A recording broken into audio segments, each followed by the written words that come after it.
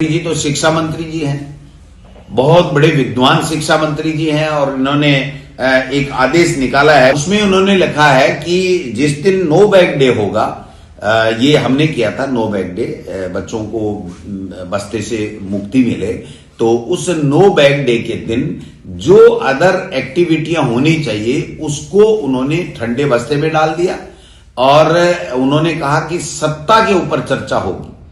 मैं समझता हूं कि हर जो सुनेगा उसको हंसी आएगी कि सत्ता पे चर्चा क्या होगी। क्या बच्चों को एकत्रित करके नो बैग डे के दिन ये बताएंगे कि ये पर्ची से मुख्यमंत्री बने हैं? क्या ये बताएंगे कि शिक्षा मंत्री जी किस तरीके की भाषा का इस्तेमाल करते हैं? क्या ये बताएंगे कि ब्यूरोक्रेसी इतनी हावी है कि जो है वो मंत्री और उनकी नहीं मानती? क्या ये बताएंगे कि 360 डिग्री परीक्षण के आधार के ऊपर अधिकारी लगाए गए हैं जो इनके मंत्रियों की नहीं मानते, इनके ऐसे लगे हुए हैं? क्या ये बताएंगे कि सीएमओ में क्या खेल हुआ, क्या भ्रष्टाचार हुआ कि सीएमओ के अधिकारियों को हटाना पड़ा और दूसरे अधिकारियों को लाना पड़ा? क्या ये बताएंगे कि अफसर इनके फोन नहीं उठाते? क्या ये बताएंगे कि जिलों में जब प्रभारी मंत्री जाता है तो उनको कलेक्टर से लड़ना पड़ता है और कलेक्टर उनकी नहीं मानता, वो कलेक्टर की नहीं मानते? क्या ये सत्ता में क्या चल रहा है ये बताएंगे कि इनका बीजेपी का प्रभारी जो है वो इनसे क्यों नाराज है, वो क्यों नहीं आ रहा है? क्या ये बताएंगे कि मुख्यमंत्री जी 40 बार जो है वो मंत्रिमंडल विस्तार की पर्ची लेकर के गए और वापस निराश होकर के लौट गए? क्या ये उसमें बताएंगे कि किरोड़ी मीणा जी जो मंत्री हैं सरकार के ऊपर 8 करोड़ रुपए प्रतिदिन की बजरी चोरी का आरोप लगा रहे, क्या वो सही है? तो ये क्या बताना चाहते हैं, सत्ता की क्या चर्चा कराना चाहते हैं? मैं समझता हूं कि ये दुर्भाग्य है कि हमारे प्रदेश में पर्ची का मुख्यमंत्री बना जिनको कोई अनुभव नहीं है सत्ता चलाने का, और ऐसा शिक्षा मंत्री इस प्रदेश को मिला जिसका कोई शिक्षा के प्रति विजन है ही नहीं।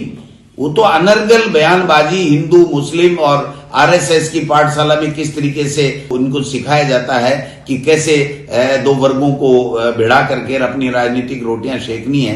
ये सरकार 2 साल में सुशासन नाम की कोई चीज नहीं दे सकी है। महिलाओं के ऊपर अपराध बढ़े हैं, भ्रष्टाचार वो बेलगाम हो चुका है, आए दिन भ्रष्टाचार। जो पहले सुनते थे वो तो 4 गुना या 10 गुना तक बढ़ गया इनका भ्रष्टाचार। हर मंत्री जो है वो बिना किसी के लिए दिए कोई काम ही नहीं करता है। कोई भी अधिकारी किसी प्रोजेक्ट पे स्टेट की भावना से, वेलफेयर की भावना से काम नहीं करके अपना हिस्सा ले रहा है, हिस्से के साथ में उसे प्रोजेक्ट में पार्टनरशिप और मांग रहा है।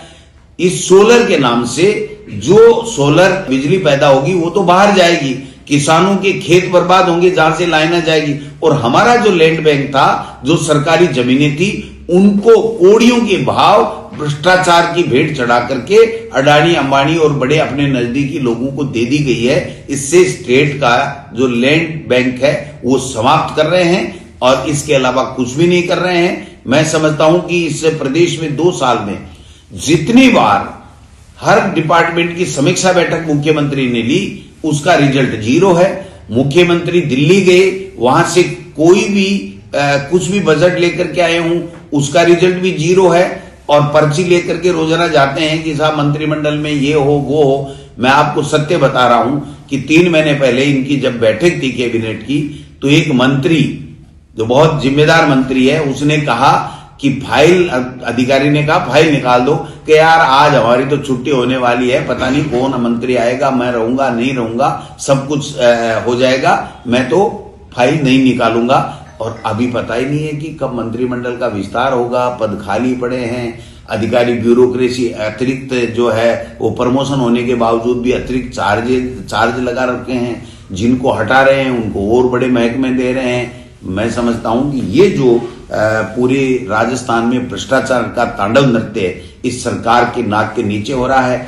माइनिंग अरावली के अंदर किस तरीके से इन्होंने आनन फानन में, जिस दिन सुप्रीम कोर्ट का फैसला आया उसके 3 दिन बाद में माइनिंग लीज दे रहे हैं। सुप्रीम कोर्ट ने फिर रोक लगाई है, हमने आंदोलन किया है। अगर फिर भी सुप्रीम कोर्ट हमारी बात को नहीं सुनेगा, अरावली में किसी तरह की दखल अगर ये सरकारें करेंगी, केंद्र और राज्य सरकार, तो हम लोग उसके लिए भी अलग से आंदोलन करेंगे। जनता हमारे साथ में है। जनता इस 2 साल से, इस कुशासन से, इस अनुभवहीन सरकार से जो है वो तंग आ चुकी है और जनता के काम नहीं हो रहे।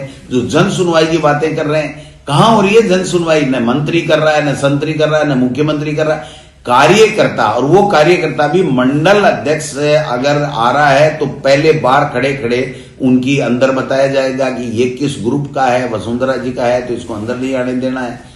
ये राज्यवर्धन साहब के वहां का मंडल अध्यक्ष है तो उसको अंदर नहीं बुलाना है। सतीश पूनिया का है तो उसको नहीं बुलाना है। राजेंद्र राठौड़ का है तो उसको नहीं बुलाना है। मैं समझता हूं कि ये इस तरीके से पिक एंड चूज करके अगर अपने पसंदीदा पदाधिकारियों को बुला करके वो सुनवाई कर रहे हैं तो ये तो घर में सोफे में बैठ के ड्राइंग रूम में भी कर सकते हैं। जनता की जन सुनवाई, जनता की समस्याओं का समाधान ये सरकार कब करेगी, ये सरकार को बताना चाहिए। जो आज सेक्रेटरीट में एक भी मंत्री महीने भर से नहीं जाता है, और जाता है तो उससे मिलने के लिए उसके पीए और गनमैन के अलावा कोई नहीं रहता है।